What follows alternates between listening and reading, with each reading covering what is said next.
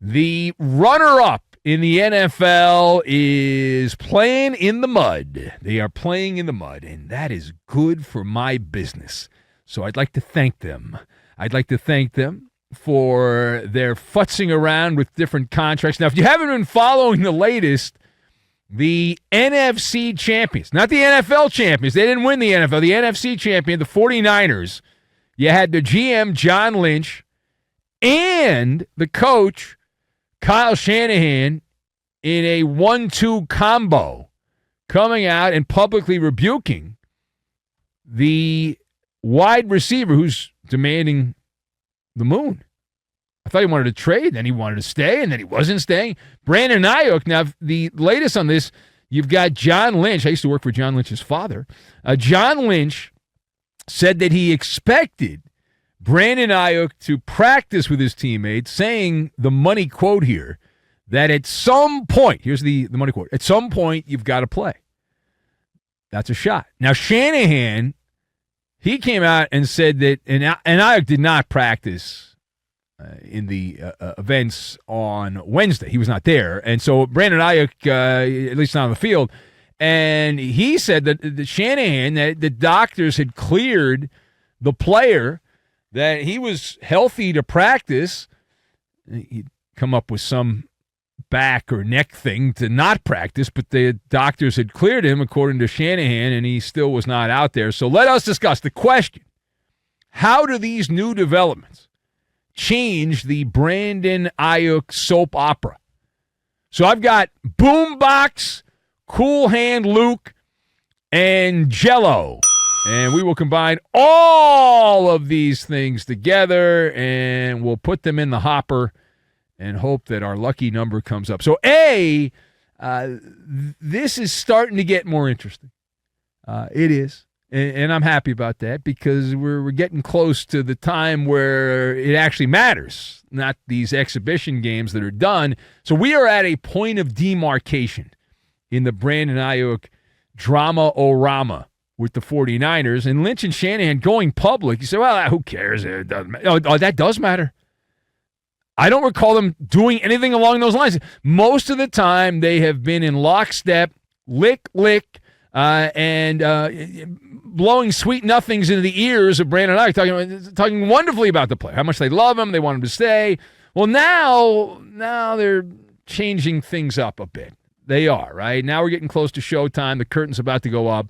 And so no more Mr. Nice Guy for the 49ers. I mean, it's like John Lynch went on Temu and purchased a boombox, and he's cranking up the volume several decibels when it comes to his unhappy wide receiver. So we are looking at a Waterloo moment here, and I'm there for it. I got no skin in the game because I'm not a 49er guy, but I'm fascinated by the story. I always love these type of stories. And so a little birdie says that the 49ers will soon start dinging Brandon Aiyuk if he does not practice. They will start fining him.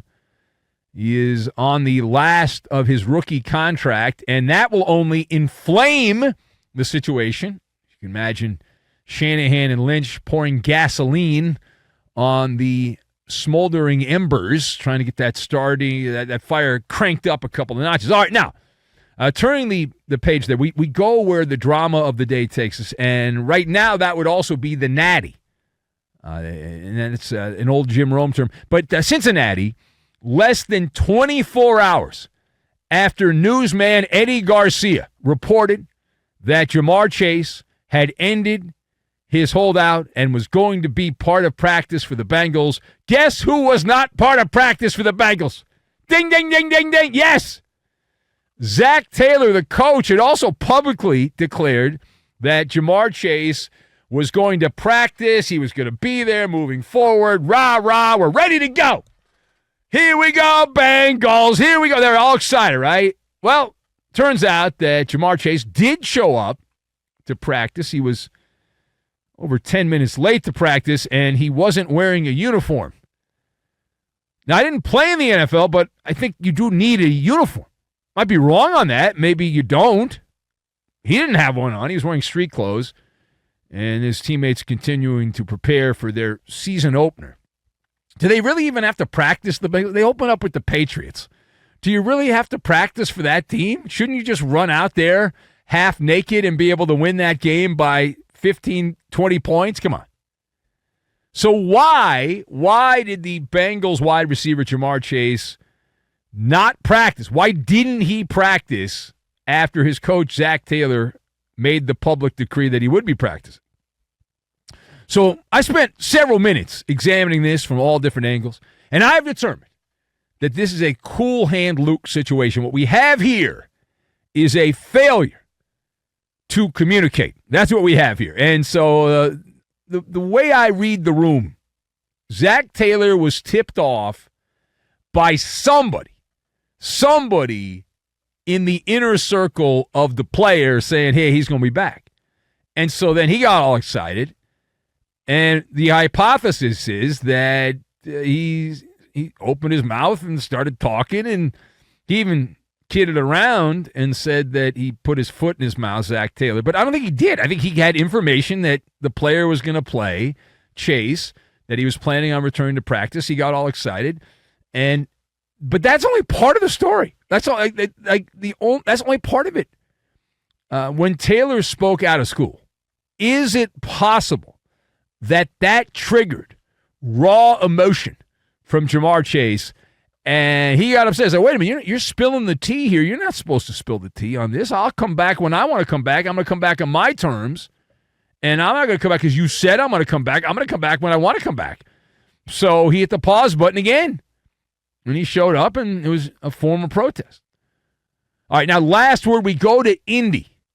Follow-up to a previous MALLER monologue. There are questions about the long-term status of GM Chris Ballard, his future with the Horseshoes. He was asked recently if he felt that he's on the hot seat here going into the new year.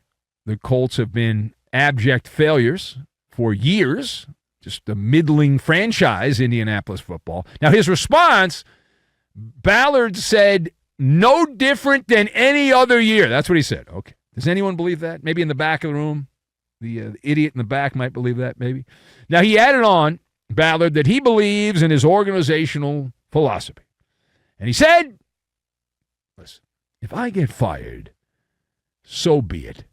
That's what he said. So how do you react to the Colts GM, Chris Ballard, defending his team-building mythology? So the first thought is probably the same thought you had. Well, that's predictable. What did you expect him to say? Boy, I really blow at my job. I suck at this. I can't believe they keep having me employed here. Have you seen the stiffs that I've added to this roster? My God. But Ballard's this grizzled NFL executive. He's worked, before he got to the Colts, he spent a lot of time with the Bears and the Chiefs. He's been around. He's one of these guys, you really know who they are, but they've been around a long time. He's been around for over 20 years in the NFL. And he's also, based on what I saw him say in this interview, it sounds to me like he's one of these guys that thinks he's the smartest guy in the room. If you don't think he's the smartest guy in the room, just ask him, and he will tell you he is the smartest guy in the room. So this was Chris Ballard, the executive of the Colts, evangelizing, trying to get some people to come to his side and follow him, his ideology when it comes to building a roster, and he's on the right path. Everything's going to be okay here. Unfortunately, this always becomes a problem in the industrial complex of professional sports. The problem is you are what your record says you are. And that would be a Jag, not a Jacksonville Jag, just a guy, Chris Ballard. What's my evidence? The Colts, in a result-based business, have not won a playoff game since 2018. 2018. That seems like it was a few years ago, but it's, the years are piling up. That's more than a couple years. The Colts are 1-2 in postseason play in the Ballard reign of terror, and they are 6 games under 500. They have a .474 winning percentage during Ballard's tenure. So you've got the owner there, Jim Irsay, who's still recovering from a near-death experience, and a very patient man, Jim Irsay, unless he's not. He did hire his buddy, the old offensive lineman from TV, to be the coach a while back. But Jim Irsay will eventually put down the basket of pharmaceuticals, and he'll make a change. He'll make a change. Because the Colts look to me, and we've been getting ready for the TV show here and looking at all the teams and analyzing everything. The Colts look pretty much where they've been. They're a middling team. A couple of players stay healthy. They're a playoff team, but not a good playoff team. Guys get hurt. They're not a playoff team. So they're exactly where they have been, right in the middle. And we know that what happens to a Colt if it doesn't work out for them and they don't have success racing, well, they become gelatin.